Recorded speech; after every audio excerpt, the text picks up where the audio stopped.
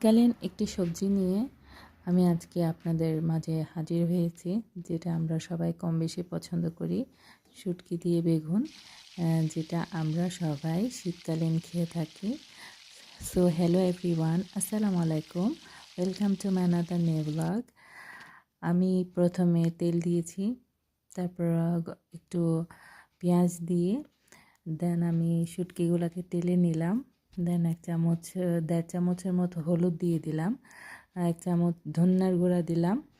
দেন পানি দিয়ে ভালো মতো যখন হয়ে আসছিল, তখন আমি 1 চামচ গরম মশলার গুঁড়ি দিলাম এবং 2 চামচ কাঁচামরিচ দিলাম।